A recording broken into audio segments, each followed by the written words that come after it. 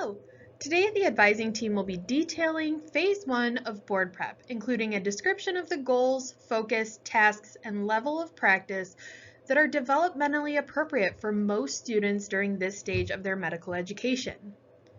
In a separate video titled Preparing for Your Board Exams, an overview, we introduce the 3 phases of board prep as a way to break board prep into a series of steps that align with your medical school curriculum and keep you focused on your highest priorities.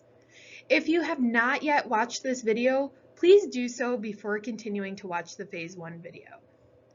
Phase 1 represents the period of time in which you are taking your pre-clerkship courses, and typically after you have completed semester 1 and maybe even semester 2.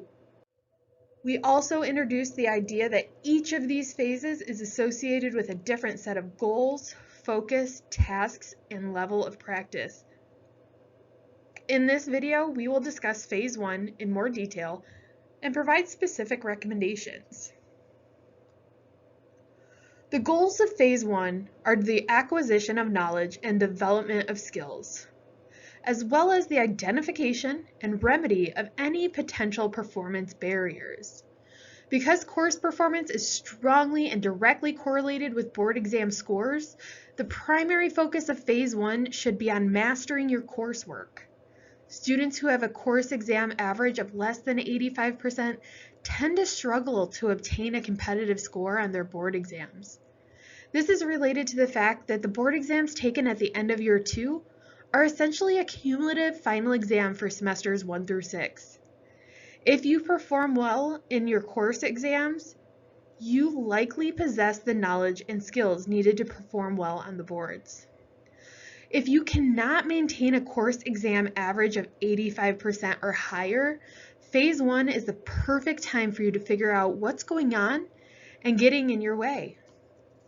Even though your courses are paramount, there are specific board-related activities that are appropriate during this period of time. As with anything else, individual needs vary. It may be appropriate for some people to do more, while others may need to do less. To help figure out where you should be along this spectrum, a key recommendation for Phase 1 is to meet with an academic and career advisor. During this meeting, you can develop a big picture overview of your board prep plan. Discuss the pros and cons of various board prep resources and how you might incorporate them into your study routine, and perhaps identify some areas for self-improvement, such as study skills, test-taking skills, time management, anxiety management, just to name a few possibilities. Phase 1 can be further subdivided based on the MSU COM curriculum and expectations about what would be feasible for most students to manage. The curriculum changes pretty dramatically during the first year of medical school. Semesters 1 and 2 cover a broad range of core scientific principles that will be used and expanded on beginning in semester 3. For many students, semester 1 is an intense and difficult period of acclimation to the rigors of medical school, and for many, adjustment to new life circumstances, living arrangements, and balancing family responsibilities with school. While semester 2 represents a particularly challenging period in terms of managing priorities and time management. Therefore, our recommendation for semester 1 is to avoid the use of board prep resources.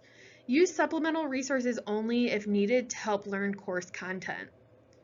During semester 2, many students, but not all, find it useful to incorporate a few board prep resources into their study routine, such as annotating the appropriate sections of a high-yield board review text, for example, first aid, or using Sketchy Medical to help learn some of the microbiology and pharmacology course content.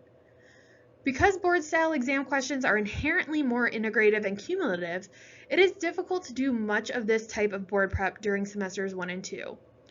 While the content learned during semesters 1 and 2 is vitally important, it is not until this information is applied in a more clinical context in the systems biology courses that it makes much sense to begin doing board-style practice questions. Beginning in semester 3, we recommend expanding on your use of board prep resources, with the caveat that if you are struggling to maintain an 85% course exam average, you should stay focused on learning your course materials. If you've been using first aid and or Sketchy Medical, Semester 3 is a good time to add resources such as USMLE Step 1 Secrets, Pathoma, and OMM Review such as Kaplan or Savarese. Semester 3 is also an ideal time to begin gaining familiarity with board-style questions. Think of it as just dipping your toes in the water at first rather than diving in. A good place to start is with just a few questions each week, and at this stage of board prep, it makes most sense to select questions that are closely aligned with your course content. As you progress through the semesters, try to gradually increase the number of questions you attempt each week. Always be mindful that you are not taking too much time away from learning the course content.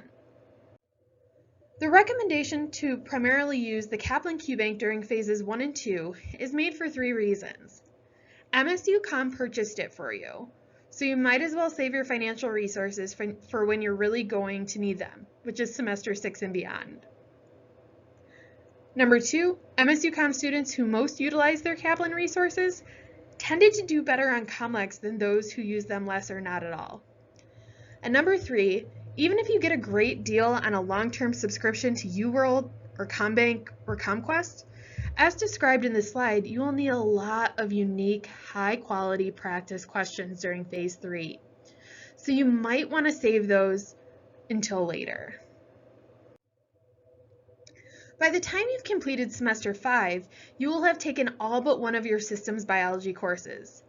All that remains is your respiratory course. Therefore, this seems like a natural transition period, perhaps a time to shift board prep into high gear. But before you do, consider this. January through July is going to be one of the most exhausting and stressful periods of your medical education thus far, with a relatively short spring break that will come at a time when you will probably have other things to do in addition to ramping up board prep. So what does this mean for the winter break between semester 5 and 6? It means your number one priority is to take some time for yourself. Relax, have fun, spend time with family and friends, sleep, and maybe even get a little bored so that coming back to semester 6 sounds almost pleasant. But if doing no board prep is too horrifying to contemplate, then do a few things that will serve 2 purposes. Prep for boards and prep for the respiratory course, such as studying the topics listed on this slide. Whichever way you go, you'll thank yourself later. As an MSU-Com student, you have had to live under a rock to not have heard rumors about the respiratory course. Yes, it is hard, but it is also one of the courses cited by clerkship students as having best prepared them for not only boards, but their rotations as well. When it comes to board prep during the course, however, our advice is this. First, establish a solid footing in respiratory by initially focusing on course materials before attempting board prep. Wait until after the first exam. If at that point you are doing fine in the course, go ahead and use board materials and do QBank questions related to course content. For example, micro, immuno, pharm, pulmonology, pathology, relevant biochemistry, and relevant anatomy, ENT, respiratory, cardiovascular. Lastly, during all phases, it cannot be overstated how important it is to make brain-healthy lifestyle choices, such as getting enough sleep, eating a healthy diet, exercising regularly, and nourishing your spirit. Moderation is always a good guiding principle. However, self-care activities have been shown to improve learning through various effects on the brain, physiology, and neurochemistry, ranging from improving one's mood to stimulating the formation of new neural connections. Thank you for watching. If you have any questions or would like to make an appointment to meet one-on-one with an advisor, please email our office at com.acguidance@msu.edu. Make sure you check out our other videos covering different study techniques, board prep information, and career planning tips. Also, please take a moment to give us some feedback on this video either in the comments section or the survey in the notes section below.